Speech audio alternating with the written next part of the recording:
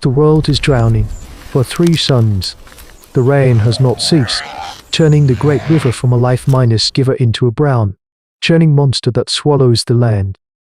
The mud minus and minus wattle huts of the river clan are gone, their hearth fires extinguished, their ancestral hunting grounds now seething, brown oceans stretching to a horizon of grey misery. Kale, the clan's strongest hunter, stands thigh minus deep in the rising water, his knuckles white around the haft of his stone axe.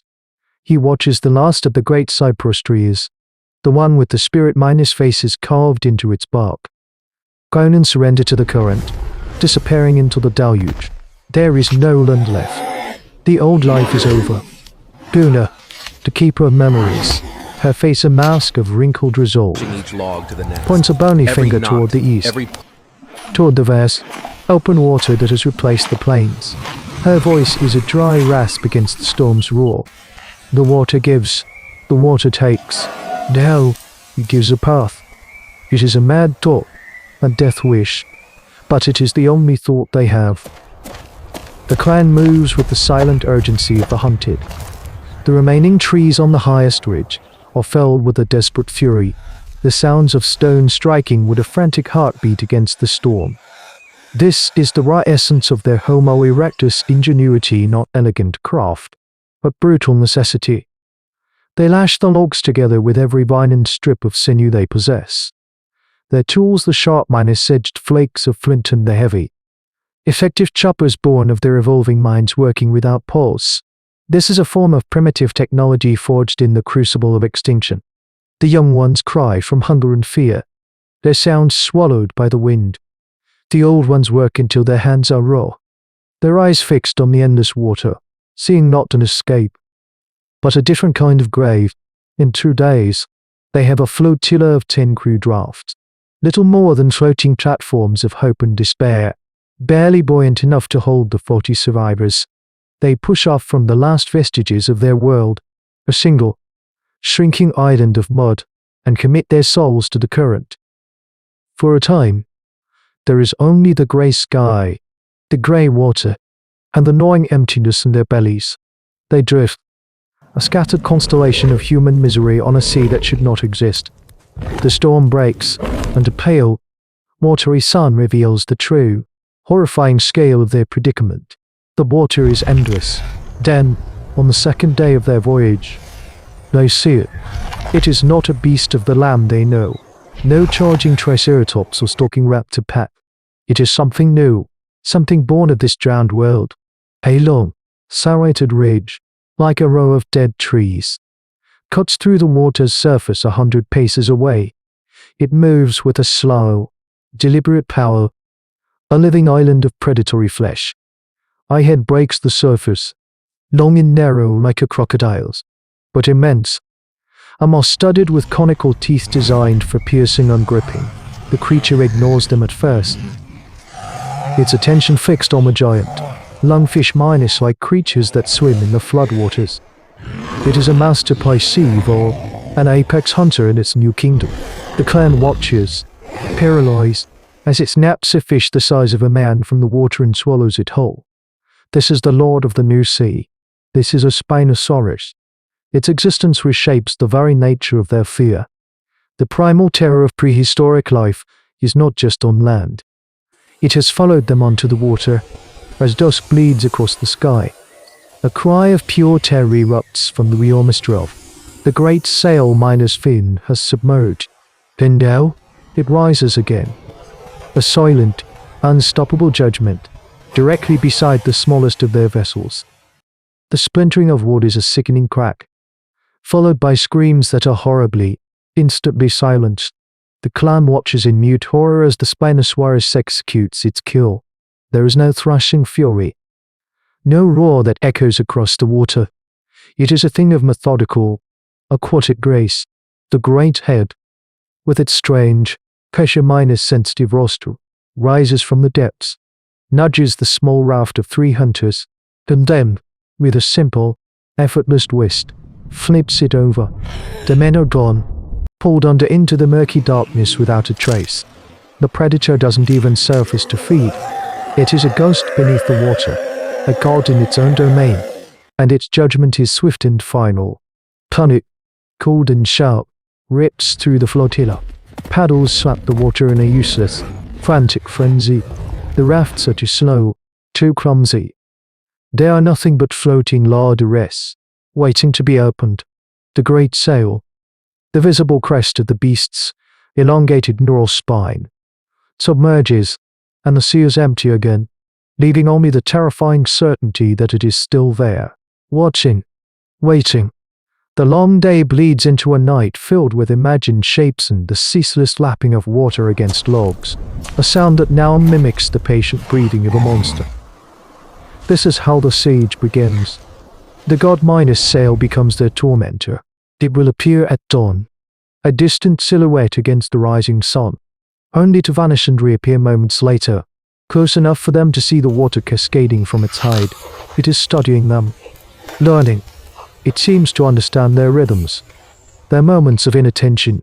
2 days later, it takes another raft, this one carrying an old woman and 2 young gatherers. Again with the same chilling efficiency. The psychological toll is devastating. The unity of the clan, forged in the flood, begins to fracture under the strain. Kale, his face grim, his muscles corded with tension, argues for action. "We are hunters," he growls, his voice low and dangerous as he addresses the huddled figures on the main raft. "We do not wait for the bite. We sharpen the spear." He speaks of lashing their flint axes to long poles, of creating a wall of pointed death to meet the beast when it rises. It is the logic of the land, the courage of a warrior who has faced down cave bears and packs of raptors. But Una shakes her head, her eyes holding the ancient, weary wisdom of generations who survived not by strength, but by thought. He is not of the land. Kale, we are the trespassers here. We are the Alakothants, the strange things that do not belong. To fight him in the water is to fight the water itself. Her voice, though frail, cuts through the fear. We must give the sea a different meal. A plan forms in her mind, a terrible but necessary calculus of survival. She points to the weakest rafts, the ones already damaged. We bind the strong ones. We make one island, one clan. Then her gaze hardens, falling upon the last of their food, the haunch of a giant capybara saved from the flood. And we make a fire underwater, a gift of blood and flame for the god. It is a plan of profound cunning on immense risk, to sacrifice their precious rafts, to use their last source of fire, to offer up their final stores of food. It is a gamble that stakes their entire existence on the predictable hunger of an unpredictable beast. The argument rages. K less fury against Anna's cold logic, but as the god-minus sail circles them once more, its shadow passing over them like a final warning, the choice becomes clear. There is no victory to be found in a direct fight. There is only survival, earned through the uniquely human currency of sacrifice and intellect.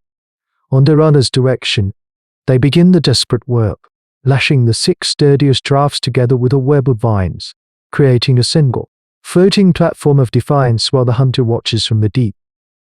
The air grows still. The work is done. 6 rafts are now one, a clumsy but resilient island of humanity. A7, small and deliberately weakened, floats tethered beside them, a grim offering. Kale, his defiance replaced by a cold focus, takes the haunch of the capybara with a sharp flint. He slices deep into the meat, and the water around the offering raft blooms with a pink cloud of blood.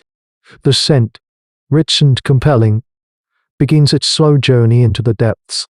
Una gestures to the fire starters. With trembling hands, 2 young men work at rail against a piece of dry driftwood, nursing the precious ember into a tiny flame. They feed it dried reeds and smeared lumps of animal fat. Smoke, thick and greasy, coils into the sky, an unmistakable signal in this world of water and wind. They are making a deliberate tear in the fabric of the natural world, an advertisement of their presence. It is the ultimate gamble, a fusion of intellect and instinct born from the deepest corner of hominid history. The god-minus sail turns. It had been circling at a distance, a patient, unnerving presence. Now, its movement has intent. The long ridge of its back slices through the water with gathering speed, aimed directly at the burning raft. The clan holds its breath, paddles frozen in their hands. The beast is faster than they could have imagined.